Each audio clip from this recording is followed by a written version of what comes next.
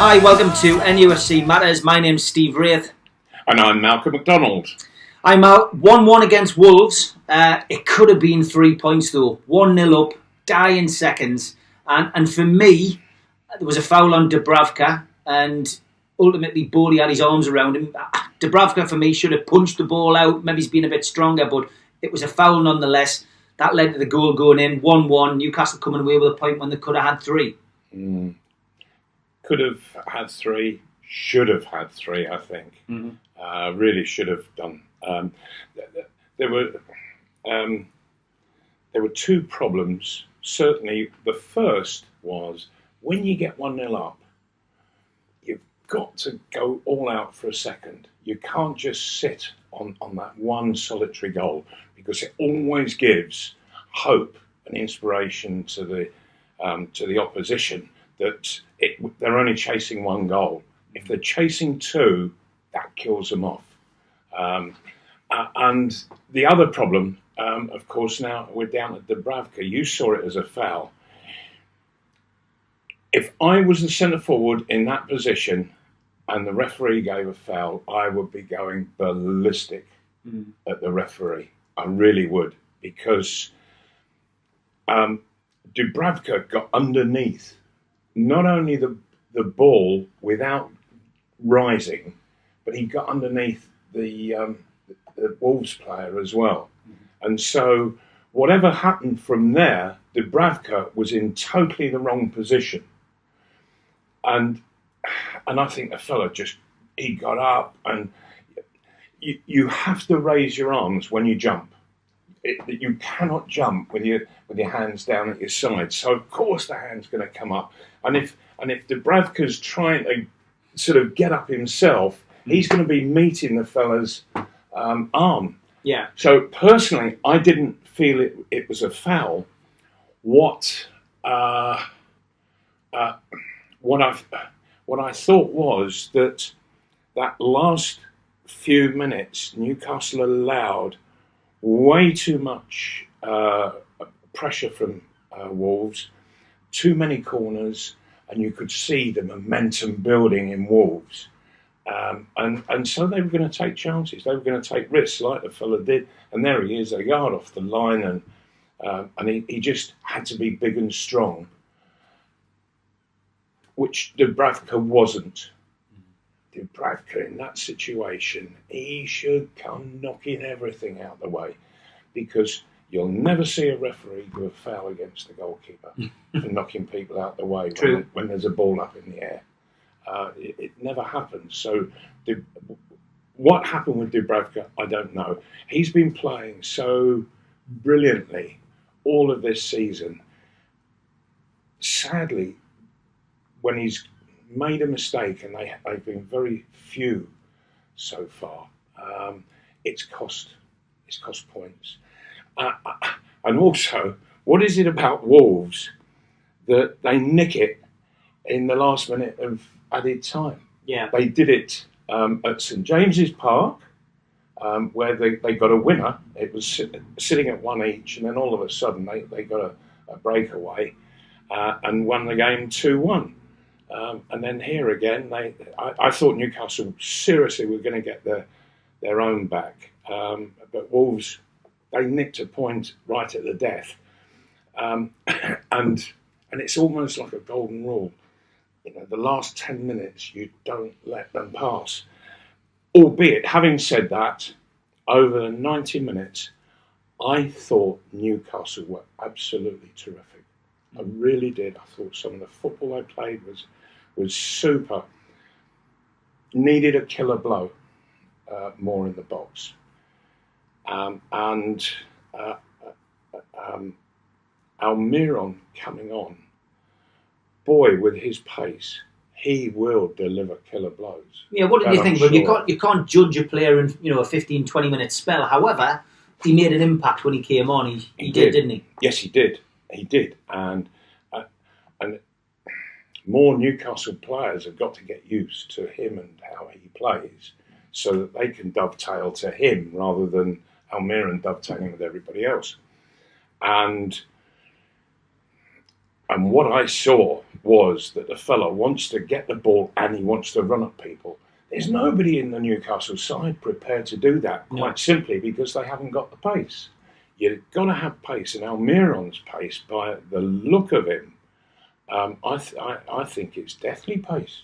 I think there's going to be a few defenders having some sleepless nights. They're not going to, absolutely, especially those teams around us, Huddersfield, Burnley. They're not going to look forward to having this guy running at them. Absolutely, and he will look to keep getting the ball in the box at speed, and that makes it great for the likes of Rondon and then Perez coming later, and even Matt Ritchie getting in there as well. And albeit, I have to say, I think the fella is absolutely brilliant at what he's doing. Mm-hmm. He's not the greatest player in the world. He I think, would accept his personal deficiencies on a football field. Mm-hmm. But he knows his strengths, and by heavens, he puts his strengths to work so hard, and he just gives absolutely everything every single 90 minutes that he plays. He's a 7 out of 10 every game, isn't he? Oh, every game. And I really do admire him. His attitude to the whole thing is just fantastic. And you can see him geeing others up as well. And well done him. But I thought that Newcastle, they could come away from Wolves feeling quite proud with themselves. Yeah, and it's not very often we've said that this season. Let's look at Longstaff. I think we both probably thought that maybe, especially after what Raf had said after the last game, that he might have given Longstaff a rest. He's got into the team when we've been struggling for central midfielders, Diarmi out, Shelby out, Key away, and international duty. But Longstaff's come in last man standing, if you like, able to play in that role, and he took it by the scruff of the neck, took his chance by the scruff of the neck, and he's performed. And he got rightly so. He got man of the match against Wolves. Where great to see a local lad. Good for him, absolutely. It's brilliant, and he's doing brilliant as well. And there just seems to be a maturity about him. The way that he's just reading the game, always in the right spot at the right time, and the number of times that I just see the ball drop, and there he is, he's got it, thank you very much, and away he goes, brings other people into play, and there's never going to be anything fancy from him. Don't expect that, but we don't really want fancy from a central midfield player. This fella, he can be the hub of the side, and he can switch the play around from them attacking us to Newcastle attacking them, and he needs to have some quality around him. It will be interesting to see, because he has got a very canny pass about him, and as Longstaff, and Almiron will make runs. And if Longstaff can just be slotting it in the space in front of Almiron, I can see them, Newcastle, causing all sorts of problems for opposing sides. Interesting thing, there was a text message has done the rounds amongst Newcastle fans, and it's a statistical one, which are often good reading. But at this time last season, I think the stats, if I remember rightly, were 25 points from 26 games played, goal difference minus 12, with 5 of the top teams to play. That was last season. Mm-hmm. This season, exactly the same amount of points. Exactly the same amount of games played, exactly the same goal difference, but only 2 of the top 5, top 6 to play. Oh, is that right? So, I think, we stayed up, we finished in a comfortable position last year. I think that, the fans reading that will be quite optimistic about the running. Yes. So, and every reason to be so, I think. Mm-hmm. Yeah, that really is an interesting stat overall. No, of course it is. Let's look at Rondon.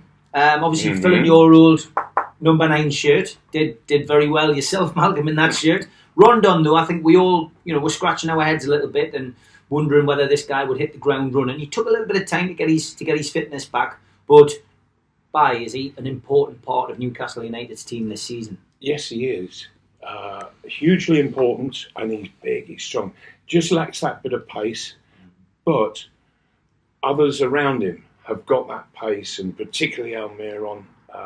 It's going to be very interesting to see Almiron playing off of Rondon, because Rondon, he's aware of people making the runs, and he'll get the ball under his control and just drop it off into the runs. And I think that Almiron, he could become a constant goal scorer, and Rondon will help him on that.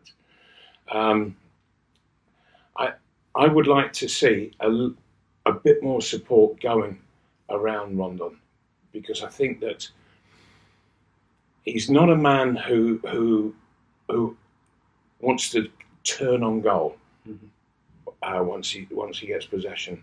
What he's looking for is support. Yeah, and the support gets there a bit late. The Perez will get there, but it's not always when Rondon really needs it. Hayden, he drops too deep and he shouldn't. He should be getting forward a lot more. I know he scored against Wolves and good, well done him. But I would like to see a bit more of that. No, not a bit more, a lot more. Mm-hmm. I want to see a lot more of Hayden. If he's going to be in the side, he should be getting forward constantly. I don't know. There just seems to be with a few of the players in the side, there seems to be a mental block on making forward runs. You know, that they'll have a jog forward. What you want to see is people bursting forward. Mm-hmm. They're impossible to mark when they do that. But Hayden, he jogs forward, and it's all too easy to defend against him. Albeit he did get in there for the goal. Well done to him. But from that position, he should be doing that. He should be scoring 12 goals a season. Yeah. And he's not getting 12 shots at the moment. Mm-hmm. So he's got to improve hugely on the number of shots to get an average of about 12 goals a season. Big game coming up, then we've got no game this weekend, so Rafa's opted to take them abroad. We've got a friendly against CSK, which I think is good because a bit of squad bonding and a bit of ticking over. Yeah, and are they playing it over in Spain? Yes. Are they? Yeah. Right. So I mean, it's good because it keeps them ticking over. It's good for morale. They need it. They probably need a bit of a lift after almost having 3 points in the bag against Wolves. So the next game, of course, is Huddersfield at home, and that is ultimately what we call a 6-pointer. How do you see it going? It is. Huddersfield, they can play a bit. They knock it about very nicely, but they really just have nothing up front whatsoever. And this game, it's got to be a must-win game. Yeah. Nothing else will do whatsoever. And Newcastle need to start to just create a bit of a gap between them, Cardiff, Huddersfield and Fulham. Need that gap to start widening as we get into latter February and through into March. And Huddersfield comes at an ideal time. I think Newcastle are playing well. They really do. Yeah. They're playing well. They're difficult to play against because they really do work hard. By heavens, they do. And if you remember back to, I think was it early December that they played Wolves at home. Yes. Yeah. Early December. So it's not that long ago. And Wolves just totally outpassed Newcastle. They looked absolutely brilliant. It was, in all honesty, I thought it was one of the best footballing performances I've seen this season. Yeah. And I looked at the football and boy, I thought, wow, they are playing some. Newcastle, it just shows the tenacity that exists within the squad. That the manager, he instills that tenacity, and they don't know when they're beat. They don't give up, so they keep going, and then all of a sudden you start to see them playing, and And what they did to Wolves was completely reverse almost what was happening in early December. And I thought it was absolutely terrific. If I were the Huddersfield manager looking at that Newcastle performance at Wolves, I would be thinking, oh dear, we have a problem.